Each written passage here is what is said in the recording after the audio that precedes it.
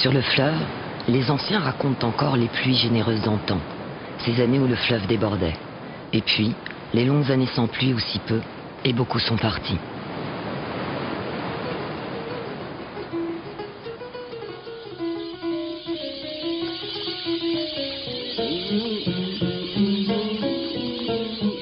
Le fleuve, une longue histoire de projets rêvés, palabrés, différés. Projets qui ont pris un jour la forme de deux grands barrages, Diama à l'aval, Manantali à l'amont.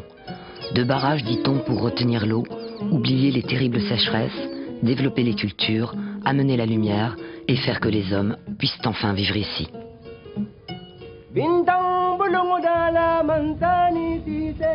Le fleuve Sénégal, un long serpent d'eau douce qui va du Mali à l'Atlantique en creusant son lit entre les rives de la Mauritanie et du Sénégal. Une grande veine bleue dans ce lointain semi-désertique, une illusion ou un espoir dans cette zone longtemps jugée peu fécondable. Ensemble, le Mali, la Mauritanie et le Sénégal ont créé l'OMVS, Organisation pour la mise en valeur du fleuve Sénégal. Leur objectif, le développement. En commun, ils doivent donc veiller maintenant sur cette ressource et se partager les eaux de ce fleuve qui coule aujourd'hui entre deux barrages. Le fleuve Sénégal, pour les trois États, c'est plus que ça, c'est vital. C'est une ligne de suture entre trois États, trois peuples. Et il y a des intérêts économiques. En fait, il n'y a même pas d'alternative à la gestion concertée du fleuve. Sinon, ce serait la mort du fleuve.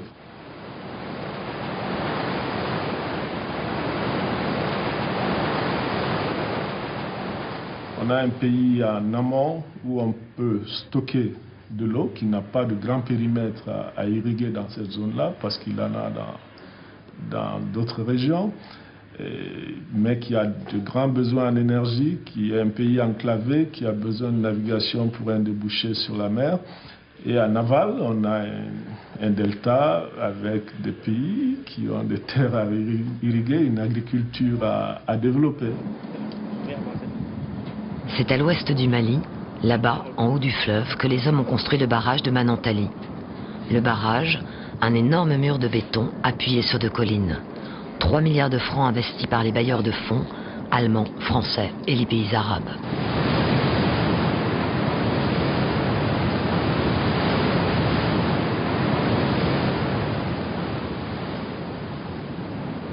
Nous sommes à la tour de contrôle du barrage de Manantali, où tous les appareils ou les équipements sont connectés. L'avantage ici, c'est qu'on a un opérateur 24 heures sur 24 qui surveille le barrage. Et donc, moi, j'applique un programme de gestion, donc je le reçois de la Direction générale de l'OMVS.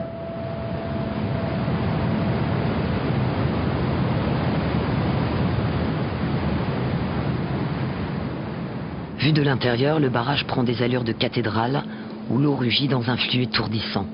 Ce jour-là, les vannes débitent 140 mètres cubes seconde. Demain, cette même eau devra aussi faire tourner les turbines pour fournir l'électricité. 800 millions de kilowatts par année, annonce-t-on pour l'an 2002. Ici, c'est l'assise de la future centrale hydroélectrique de Manantali. Dans 3 ans, on va commencer la production de l'énergie à partir de Manantali. Prioritaire pour le Mali, l'électricité sera partagée comme suit. 52% pour le Mali, 33% pour le Sénégal, 15% pour la Mauritanie. Cependant, concilier le volet énergie et le développement de l'agriculture sur les deux rives n'a rien d'évident. On se demande si les 12 milliards de mètres cubes de la retenue pourront suffire pour les turbines et pour maintenir la crue artificielle. Depuis la mise en eau du barrage, elle est venue soutenir la crue naturelle lorsque les précipitations sont insuffisantes. Je pense que les aménagements ont été décidés par rapport à un besoin d'énergie, en fait, au départ. Et puis, au cours des années, on a eu un premier projet qui conduise d'une crue, un équivalent à une crue naturelle, sur ce qu'on appelle la crue artificielle, pour faire remplacer la crue naturelle, mais assurer une inondation du lit majeur qui permette de cultiver 50 000 hectares en décrue.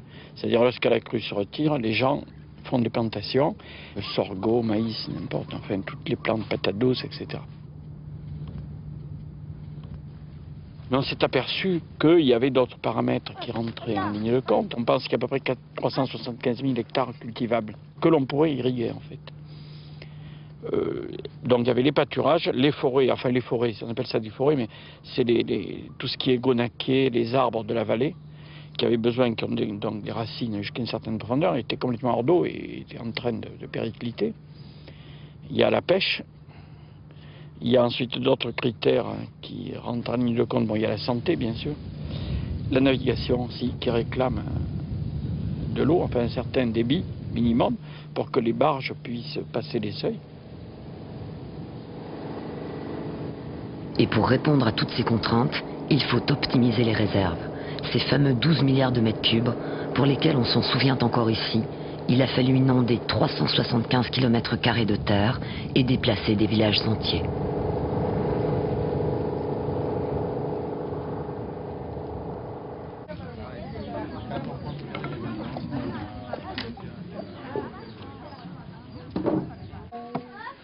En réalité, il y a eu une vingtaine de villages de déplacés vers l'aval. Déjà, au départ, les gens n'étaient pas d'accord. Il y a les lieux de culte, il y a les ancêtres qu'on a laissés là. Et tout ça fait qu'on a vraiment, c'est avec un cœur pincé qu'on accepte les principes même de partir.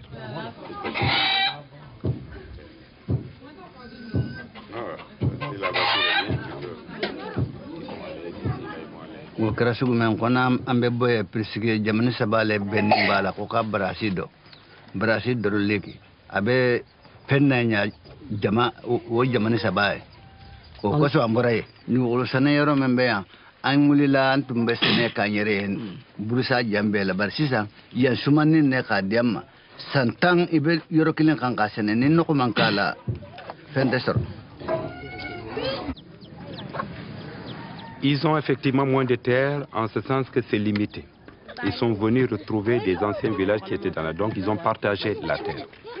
Et donc ils ont beaucoup moins de terre à mettre en jachère qu'avant. Ça c'est vrai. Pendant 3 ou 4 ans, on les a pratiquement nourris.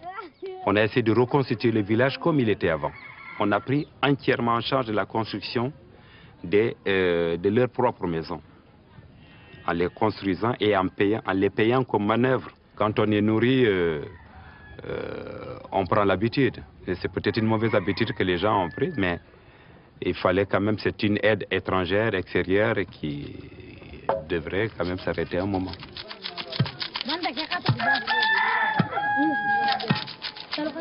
Cette zone, moi je l'ai connue donc en 1971, il n'y avait pas d'habitants. Les champs n'étaient pas cultivés, il n'y avait rien. Alors maintenant, vous voyez, tout n'est pas cultivé, mais il y a beaucoup de choses qui sont cultivées. Il y a énormément de villages qui se sont installés en rive gauche et en rive droite d'ailleurs, tout le long du fleuve maintenant. Alors ça, c'est quand même un plus. Les uns sont donc partis à l'aval, laissant leur histoire sous les eaux. Puis d'autres, venus d'ailleurs, se sont à leur tour installés sur cette retenue.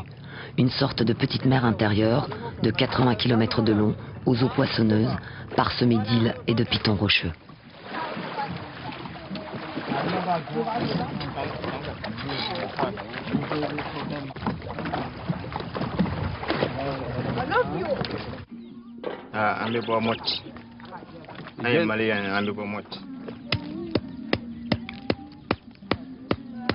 an nana waati min na a y'a sɔrɔ barasi bɛ ka dilan a ma ban ji in ka ɲi wa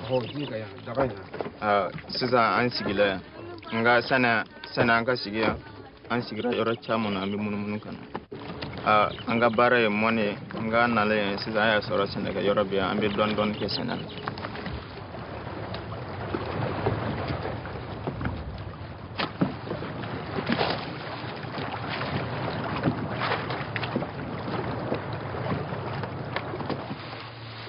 Le barrage a changé bien des choses. S'adapter aux nouvelles donnes n'est pas simple, mais c'est le prix à payer pour le développement, dit-on. La première des clés du développement, ce fut et cela reste la maîtrise de l'eau. Et l'eau, c'est l'affaire des hydrologues. Partout, on les voit mesurer des échelles, relever des cotes, contrôler des débits. Ces données quotidiennes aboutissent dans des ordinateurs où des logiciels prennent la relève pour élaborer des calculs difficiles, résoudre des équations complexes.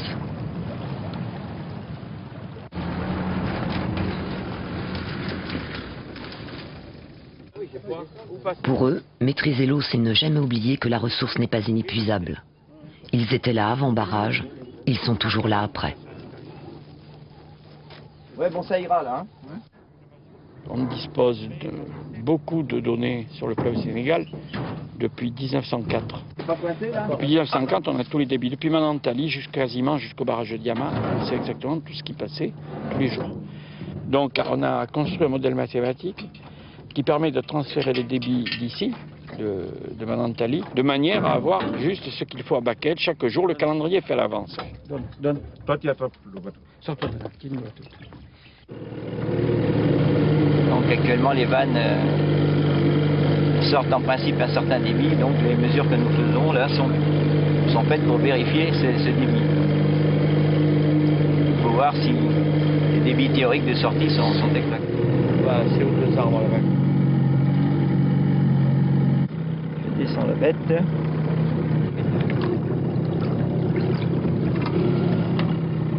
C'est un système qui est basé sur la propagation des ondes acoustiques dans l'eau, hein, et à une fréquence, à une grande fréquence, à une haute fréquence, disons.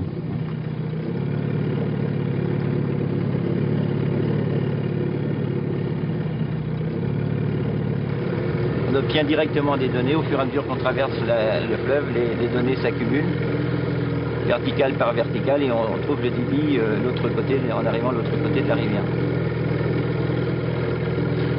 Ah, on arrive. On est capable de simuler des scénarios de demande d'eau, voir si on est capable, avec la retenue Manantali, de répondre à cette demande, ou si on n'est pas capable. Et alors, il faut réduire l'offre sur d'autres critères, sur d'autres demandes. La bonne gestion de l'eau, c'est de lâcher ici au barrage de Manantali l'eau qui va être jusqu'au mètre cube près, qui va être utilisée à l'aval.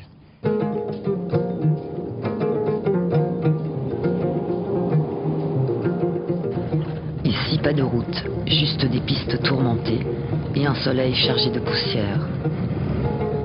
Premier tour de roue et début de cette descente du fleuve pour les hydrologues. Une mission de routine, 800 km d'eau à surveiller point par point et tenter d'estimer les besoins de Manantali jusqu'à l'estuaire où se trouve le barrage de Diama. C'est là-bas où il y a le gué? Voilà. Là où il passe par là-bas. Ah, ouais. Voilà.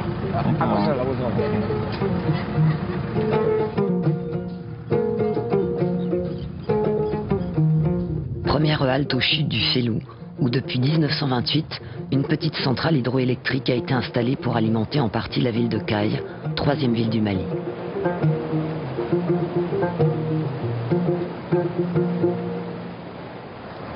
Avant la construction du barrage, on arrêtait la centrale chaque année environ 3 mois. On faisait 3 mois d'arrêt par manque d'eau. Mais après la construction du barrage, il n'y a plus d'arrêt. En 90, on a rénové la centrale. La puissance installée au départ était de 552 kW, mais présentement, c'est de 680 kW. Donc il y a une légère différence. Mais ça est en vue de construire d'autres centrales ici, qu'on appelle le Grand Félou, mais c'est un projet.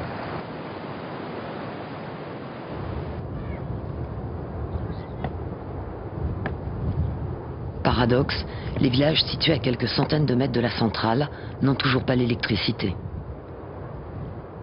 Depuis l'installation de la centrale, les premiers responsables n'en ont pas fait un souci. Bon, c'est pour cette raison que le village est resté jusqu'à présent sans électricité.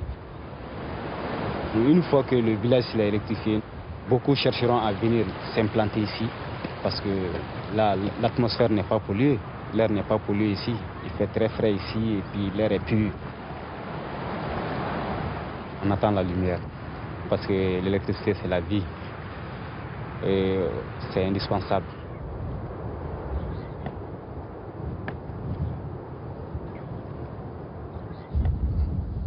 La lumière, on entend souvent cela au Mali, et plus encore dans cette région éprouvée par les chaleurs intenses et qui manque cruellement d'infrastructures routières. Du barrage, on attend l'électricité, mais aussi la navigation, une promesse pour sortir de l'enclavement.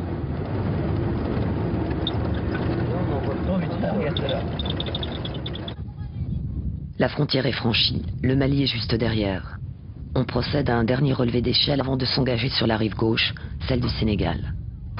Ici commence la vallée. De Bakel à Podor et au-delà, les hydrologues la connaissent bien. La vallée du fleuve, c'est leur terrain. Moi, j'ai pas entendu. 0,76 m. Les pistes s'éloignent un peu du fleuve. Dans un soleil toujours étouffé de poussière, apparaît Bakel. Bakel, ville lointaine du Sénégal, une des plus sujettes à l'immigration. Pour les hydrologues, c'est le nombril du fleuve, la station de référence comme ils disent.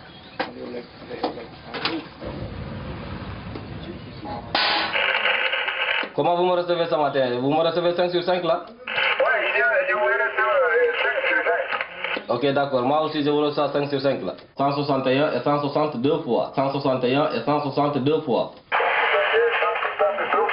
Correct, correct. À partir de là, le fleuve devient frontière entre le Sénégal et la Mauritanie.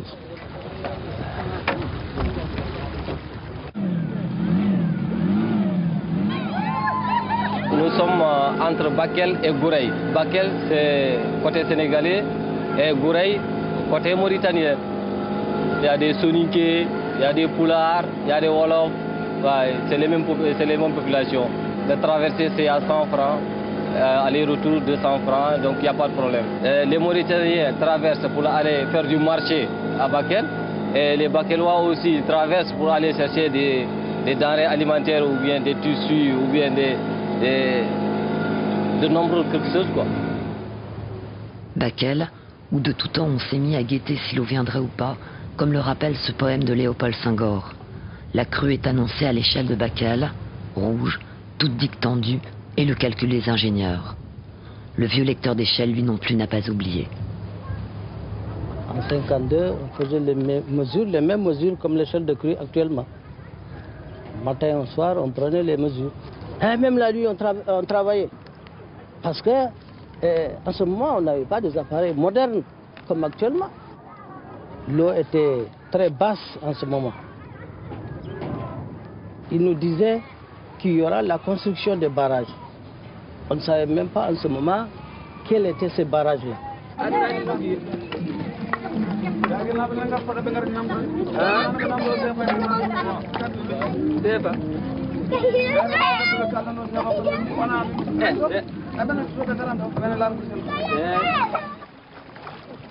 Il y a 25 ans, on faisait les mesures pour le barrage. Maintenant, on fait les mesures après barrage. Hein. Donc, ça induit une modification du régime hydrologique. Et maintenant, donc, on vient mesurer un petit peu cette modification et vérifier si les lâchers sont bien conformes à ce qu'on veut, etc. Et à la station clé de Bakel, on mesure les débits donc, qui vont profiter à toute la vallée. Donc, du coup, pour les besoins en agriculture, en élevage, en ville, enfin, donc, tout ça.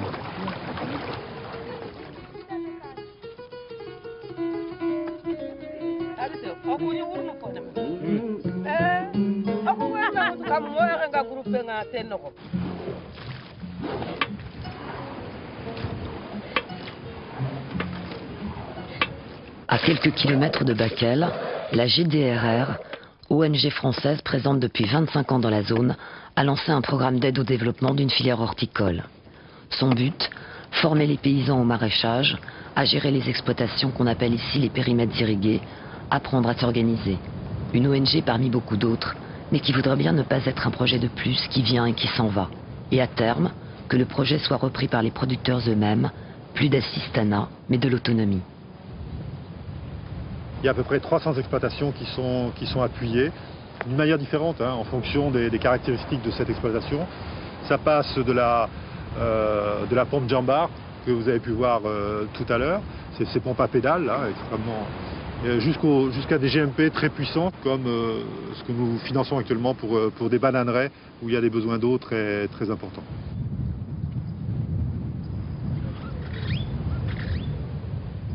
Pour l'instant, on ne connaît pas bien le régime de cette mare puisqu'on a prévu de lancer une étude sur le fonctionnement hydrologique de cette mare.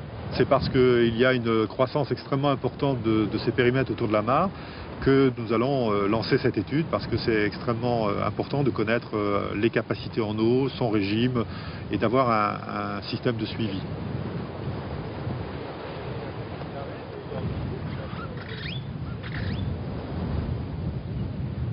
Il y a des signes qui permettent d'espérer, c'est de voir autant de jeunes qui se lancent dans des filières productives.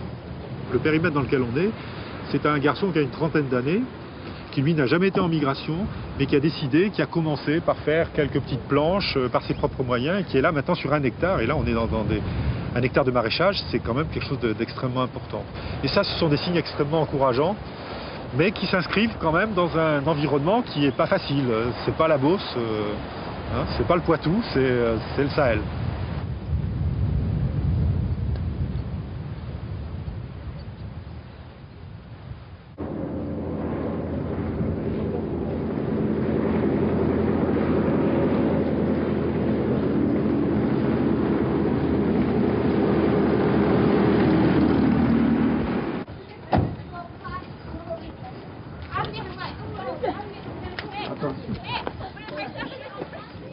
Bon, la cote aujourd'hui, c'est 84. Hein.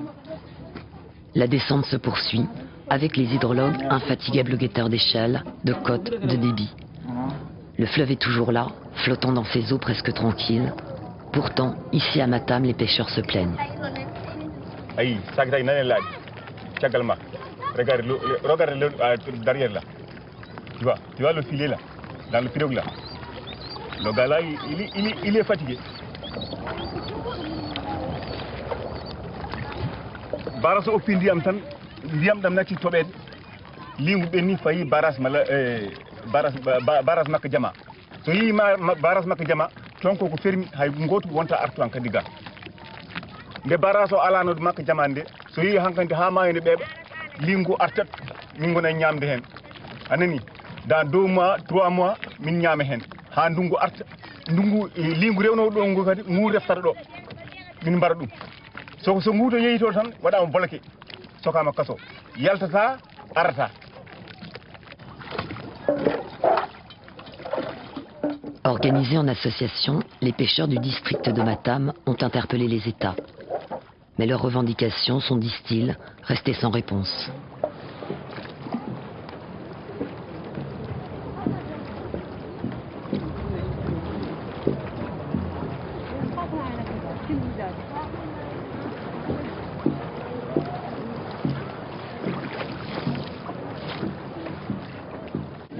Je vais vous présenter le docteur Konaté, là, qui travaille avec nous.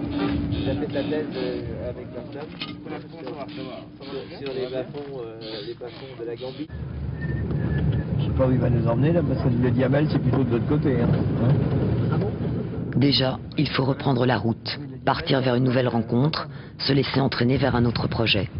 Le problème de l'eau conduit les hydrologues à faire bien des détours. Autant d'interlocuteurs rencontrés qui lisent l'effort d'adéquation entre l'offre et la demande, l'ajustement entre technicité hydraulique d'une part et son appropriation sur le terrain. Ce projet-là parle des forêts qui, comme dans nombre de régions d'Afrique, avaient peu à peu disparu. Une déforestation pas seulement due aux sécheresses, mais aussi aux pratiques humaines. Aujourd'hui, le développement doit intégrer l'environnement. Et cela se traduit ici par un projet de reboisement. La forêt classée de Diamel est l'une des forêts de Gonaquié dans le département de Matam. C'est un massif boisé en fait qui est régi par des textes réglementaires. On a autorisé la collecte du bois mort pour les usages domestiques et pas pour le commerce. Pour les populations riveraines, ils sont autorisés à couper du bois vert pour la construction de leurs cases. C'est surtout par rapport aux besoins des populations, dans le cadre des opérations de reboisement, que ces espèces ont été introduites.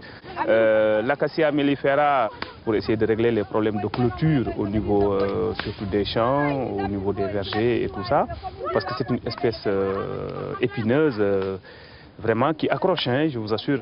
L'eucalyptus pour un peu nous rattraper par rapport aux besoins des populations en bois de service surtout, pour les besoins de construction, les besoins de clôture des maisons et tout ça.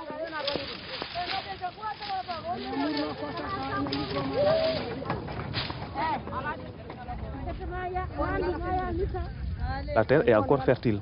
Et cette fertilité de la terre, je crois que c'est lié un peu, en tout cas, aux forêts qui sont encore là, qui maintiennent un peu cette fertilité, qui permettent à l'eau de s'infiltrer. En tout cas, ces boisements qui sont encore là, qui permettent, en tout cas, le système écologique de bien vivre encore, de se maintenir et de permettre l'intégration de toutes les activités des populations.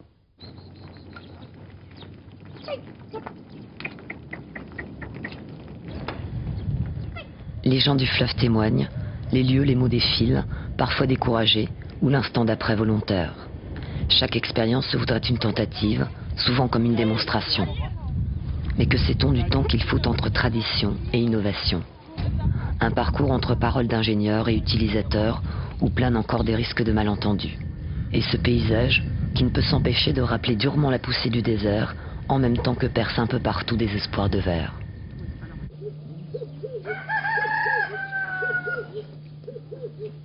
Quelle nuit!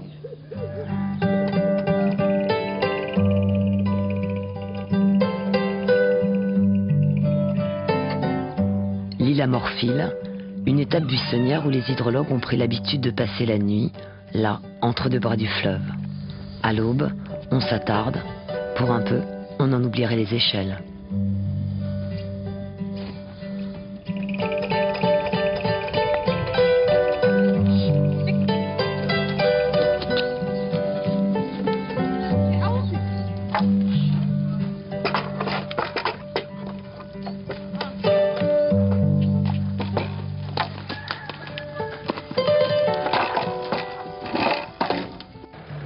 On quitte l'île à regret, mais le bac n'attend pas.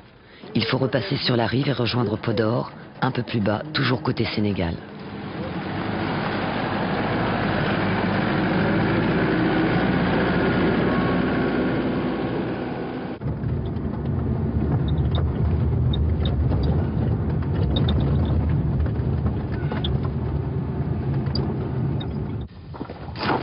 Au matin, les cuvettes de Podor paraissent trépigner sous le vent. On y guette les mange-mille, oiseaux amateurs de grains, qu'on chasse au lance-pierre, en protégeant d'un tissu les épis ou en faisant claquer les drapeaux. Cuvette, un mot du jargon agraire qui désigne cette aire de culture de décrue, celle qui subsiste des temps jadis et rappelle ce difficile passage d'un système à un autre, celui de la culture traditionnelle à la culture irriguée. La culture de décrue se cale au gré des inondations et se sème au fur et à mesure que l'eau se retire. Une culture majoritairement pratiquée ici. J'ai 4 hectares moi-même. Avant la retraite, je faisais la culture parce que j'ai trouvé mes grands-pères, les grands-pères de mon père. Il nous faut cultiver. Pour moi, je ne vends pas. Parce que j'ai la retraite. La retraite me suffit, je mange le mil. Celui qui n'a rien, s'il vient, je lui donne. Vous continuez, vous dites, cette zone-là, jusqu'à là-bas, je vais mettre du sorgho. Ah, d'accord. Celle-là, jusqu'à là-bas, je mets du mil blanc. D'accord. En haut, comme c'est en retard, je mets du sabasuki.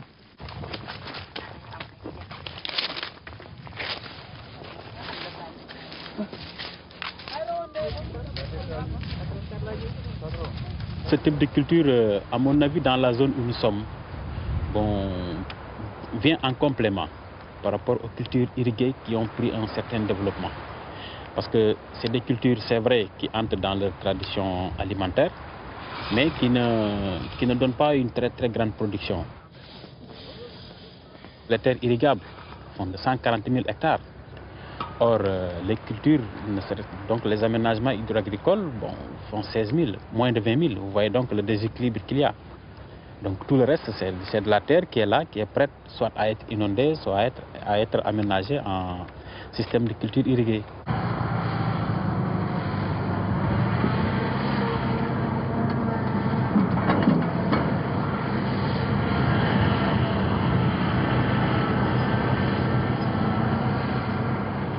des programmes qui sont là.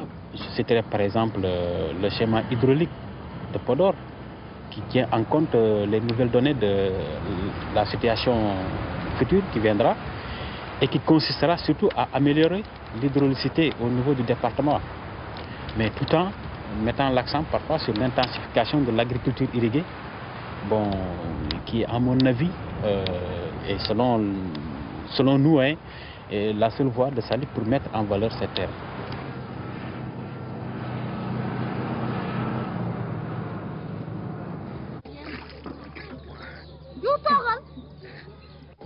L'eau, facteur dominant certes, mais sa disponibilité n'est pas la condition suffisante pour le développement.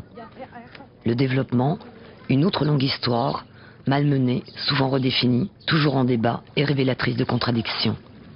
Ce qui apparaît comme un simple réflexe ailleurs n'est pas si facile ici.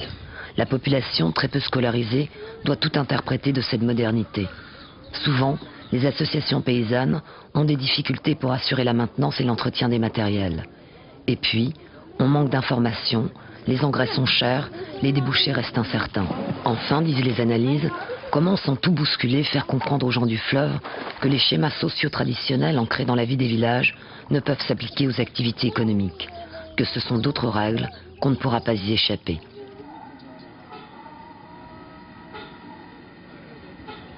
J'ai mis 259. Non. 58. Non. Tu vois, il faut aller dans l'eau, hein, carrément, hein, pour lire. C'est pas pratique du tout à lire. Moi, je n'arrive même pas à lire. Là, quand même, c'est du mauvais boulot.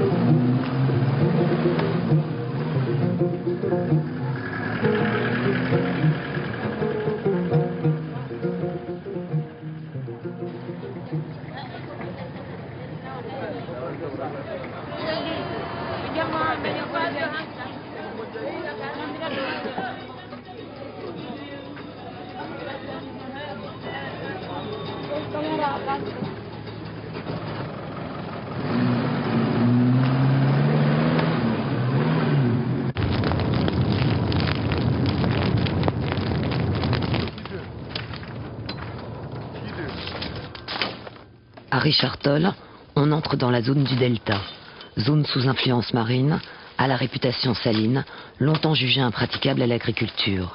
Plus bas, le barrage de Diama construit entre fleuve et mer empêche depuis 1986 le sel de remonter. Pourtant, c'est bien sur cette rive gauche du delta que depuis les années 70, on a vu se développer une des plus grandes surfaces cultivées du fleuve. Ici, on passe au niveau au-dessus, celui de la culture industrielle. Les champs de canne s'envisagent à perte de vue, matériels et techniques sont des plus modernes, l'usine débite à tout crin. Et si bien des années avant on avait souri en parlant de la canne à sel, plus personne ne dément aujourd'hui que Richard-Toll et ses 50 000 habitants est bien la ville de la canne à sucre. Nous sommes actuellement à 7500, 7600 hectares de canne, mais au départ on a démarré avec environ 150 hectares. L'eau, elle vient du fleuve Sénégal, pompée au niveau de 2 grandes stations de pompage, qui donc alimentent tout le périmètre de façon gravitaire, qui en fait consiste à créer une pente dans une parcelle et à pouvoir donc faire circuler l'eau de manière tout à fait aisée. Et depuis 3 ans, nous expérimentons également le goutte à goutte. Le goutte à goutte permet des économies sur pas mal de plans. Au niveau économie d'eau, on peut aller jusqu'à 40%, 50% d'économie d'eau. Et également au niveau des rendements, là on peut s'attendre au minimum à des augmentations de l'ordre de 20%. Mais le goutte à goutte ne peut s'envisager que sur des sols sablonneux.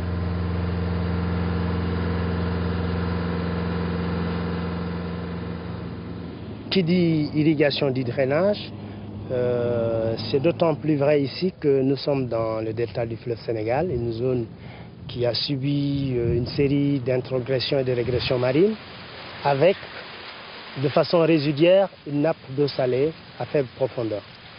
Donc nous sommes obligés déjà de continuer le lessivage des sels, et ce lessivage est complémenté par des tuyaux enterrés à environ 1,50 m dans les parcelles.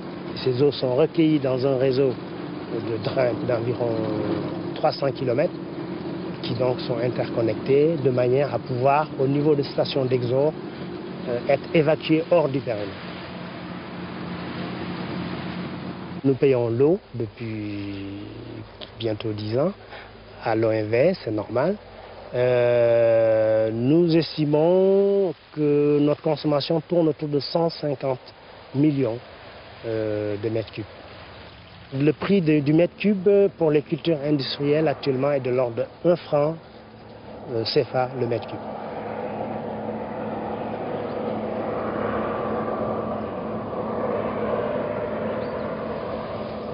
Globalement, on a gagné au niveau, disons, durant cette période après barrage, dans la mesure où nous avons toute l'année de l'eau de qualité excellente et en quantité très suffisante.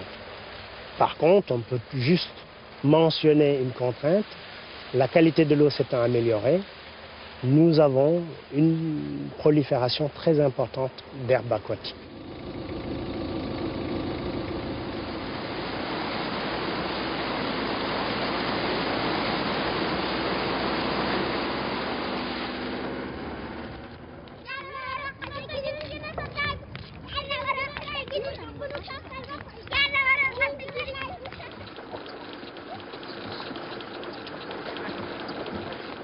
Avec le barrage de Diama, le delta a donc bien vu en partie son problème de sel résolu et le niveau du fleuve se maintenir. Mais l'eau douce a entraîné en effet une croissance importante de plantes aquatiques pour lesquelles on cherche aujourd'hui des solutions. Plus inquiétant encore, les modifications hydrologiques ont également favorisé l'installation de la bilharziose, une maladie qui existait déjà avant, mais qui s'est aggravée avec les nouvelles conditions écologiques et l'accroissement de la population. Et ce, notamment dans la région de Richard Toll, épicentre de la maladie, où un programme sanitaire s'est mis en place. La bilharziose est une maladie parasitaire qui se transmet par le contact avec l'eau. Donc le parasite pénètre l'organisme par la peau. Donc c'est en ayant contact avec ces eaux de surface que les populations s'infectent, notamment lors de leur activité professionnelle, c'est-à-dire les gens qui font la culture irriguée, ou bien les enfants qui vont se baigner au fleuve ou dans les canaux, ou bien aussi les femmes qui font leurs activités ménagères au niveau de ces cours d'eau. Pour la bilharziose qui est la plus commune ici, qu'on appelle la bilharziose intestinale, le symptôme essentiel est une diarrhée sanglante. On peut trouver d'autres signes, comme l'anémie, mais la bilharziose peut se compliquer et donner ce qu'on appelle l'hypertension portale, qui est généralement très, très grave. Il n'y a pas de traitement préventif. La prévention, c'est d'éviter que la personne qui n'est pas malade soit en contact avec l'eau qui héberge les parasites.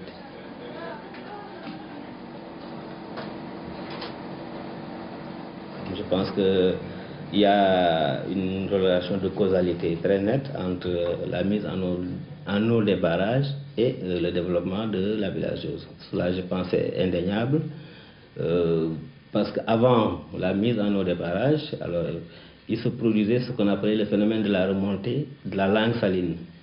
Alors l'eau du fleuve et des autres cours d'eau étaient salées pendant une certaine période de l'époque. Et il se trouve que cette eau salée n'est pas un milieu écologique favorable au développement du vecteur de la bilharziose qui est un mollusque. Donc maintenant que cette eau est devenue douce, elle offre des conditions pour le développement de ce vecteur-là.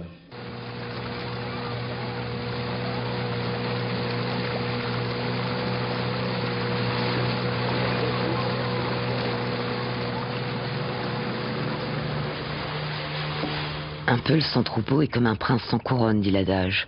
C'est peut-être encore plus vrai sur cette rive du delta, côté mauritanien cette fois. La Mauritanie, un peuple d'éleveurs dans l'âme. Les pasteurs se déplacent au gré des pâturages et des points d'eau. Les grandes chaleurs ont coutume de les ramener lentement vers le fleuve. Mais pour eux aussi, le nouveau régime des eaux suppose des changements de pratiques. L'accent ayant été mis sur le développement de l'agriculture, les territoires se sont vus répartis différemment et les parcours de transhumance ont été modifiés. Auparavant, vous aviez un élevage purement extensif où les animaux allaient à partir du djeri, c'est-à-dire des espaces dunaires de part et d'autre de la vallée. Ces animaux, après la période d'hivernage, descendaient dans cette vallée pour utiliser les parcours des crues. À partir du moment où les gens ont installé des aménagements hydro-agricoles, généralement pour la culture du riz, ces espaces ont été utilisés typiquement pour l'agriculture, n'étaient plus accessibles pour les animaux.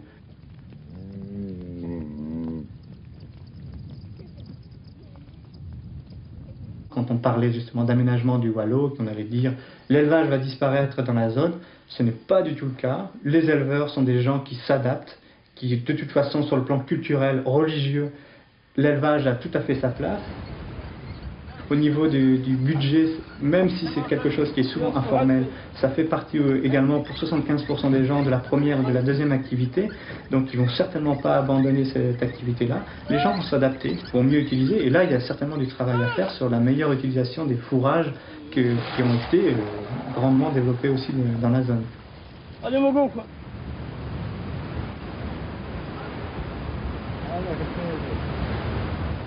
Le vent de sable s'est levé.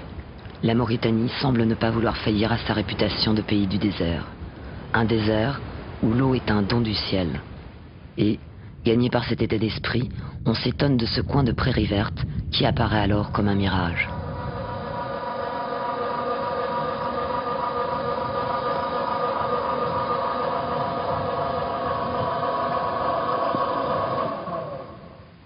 Comme vous voyez aux alentours, c'est assez sec et en fin de saison sèche, les troupeaux qui passent aux alentours sont assez tentés de venir faire un tour dans les prairies bien vertes. Là.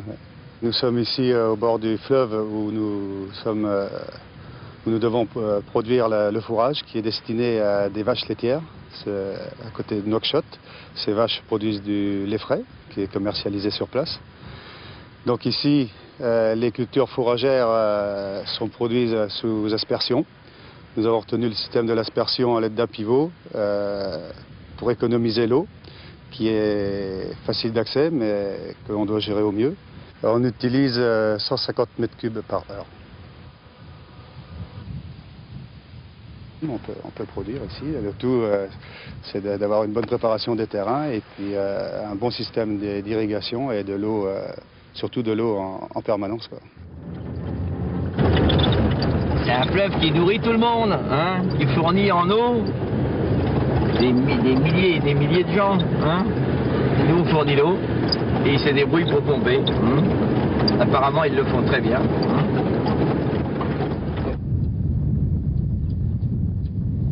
On peut cultiver ici. Un défi que les hydrologues mauritaniens, profitant de cette manne, ont aussi tenté de relever à 80 km de là, dans les dunes du Tarza.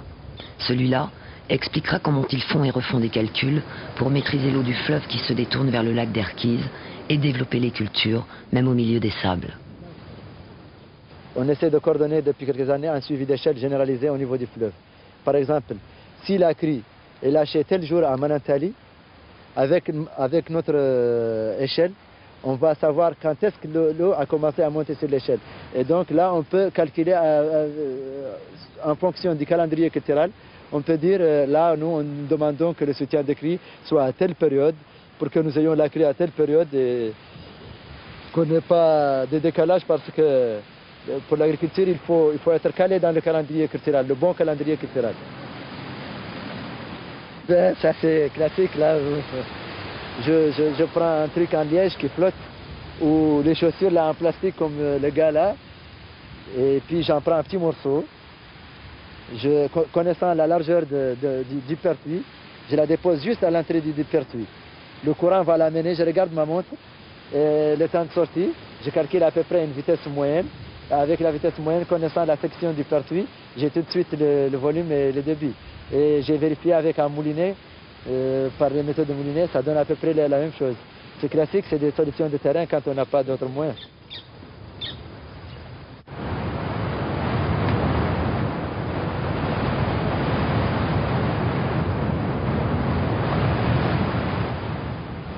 Le vent reprend du souffle et gomme l'horizon. Les contours du lac se laissent à peine deviner. On confirme que le relèvement du plan d'eau dans le delta a bien amélioré l'alimentation de ce lac d'Erquise, pièce maîtresse d'un projet hydro-agricole qui couvre 5000 hectares en décrue et 1000 hectares de cultures irriguées. Là encore, on confronte calculs et estimations à la réalité du terrain. Bon, avant la construction des barrages, la crue du fleuve était aléatoire.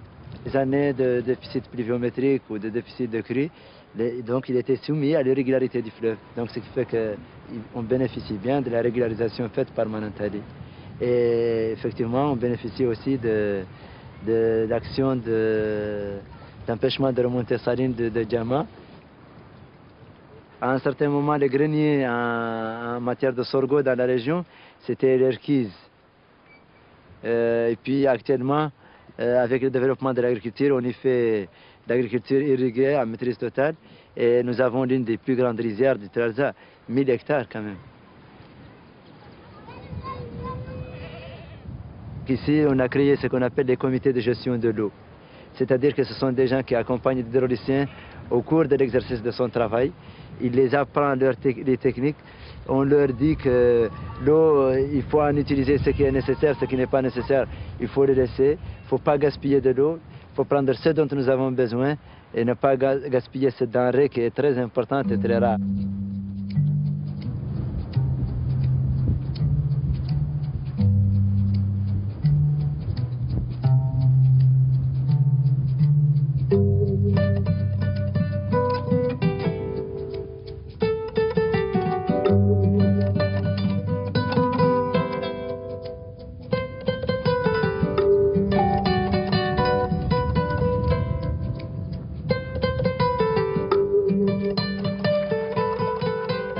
Une denrée importante et très rare. Ces derniers mots résonnent le long de la digue qui mène au barrage de Diama. L'estuaire n'est plus très loin. Juste avant que le fleuve ne se perde dans l'océan, le barrage de Diama apparaît, tel un trait d'union entre les deux rives mauritaniennes et sénégalaises. Construit au départ pour empêcher la remontée saline, le barrage a avec le temps joué lui aussi un rôle de retenue d'eau. Son influence a une portée de plus de 400 km vers l'amont. Pour celui-là, les États via la France ont investi 720 millions de francs. Et puis, on y aperçoit une écluse, signe précurseur d'une nouvelle phase à venir, celle de la navigation. Et selon les propos des responsables, il est maintenant décidé de se lancer de façon résolue dans l'aménagement du canal navigable. Mais pour l'heure, seuls les oiseaux occupent les pontons.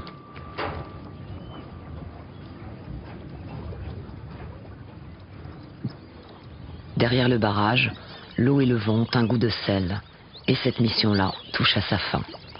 Tous ces allers-retours sur le fleuve ont permis de vérifier et d'affiner les modèles mathématiques, les simulations, et de constituer pour demain un manuel de gestion de l'eau qui tient compte de toutes ces données, de toutes les contraintes. Toute une science au service de l'eau. Les politiques, eux, décideront. Quant aux gens du fleuve, de nouveaux changements les attendent, tout d'abord avec le démarrage de la production d'électricité. Une nouvelle phase qui sans aucun doute exigera des choix et demandera une fois encore des adaptations. Beaucoup l'ont déjà dit, les années après barrage ont entraîné une véritable révolution socio-culturelle sur le fleuve. Et si les choix techniques sont désormais irréversibles, il faut maintenant se donner les moyens de construire ensemble le changement et ne pas le subir.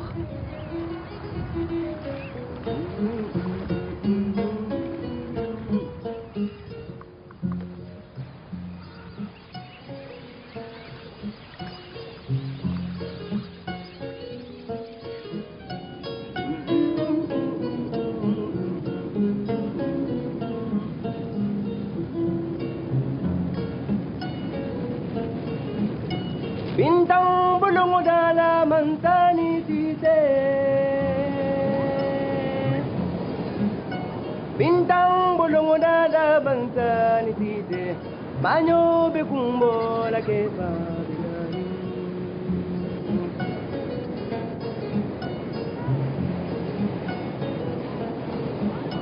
Bintang bulong dala mangsa ni sise Bintang bulong dala mangsa ni sise Manyo be kumbo la ke ba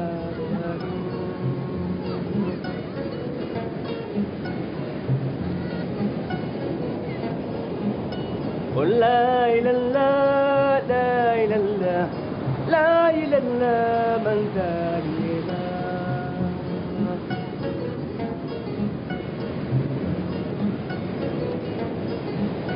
Darajo te jongo balla sayalla mume, niña te jongo balla sayalla mume, mayo be kumbo la keba.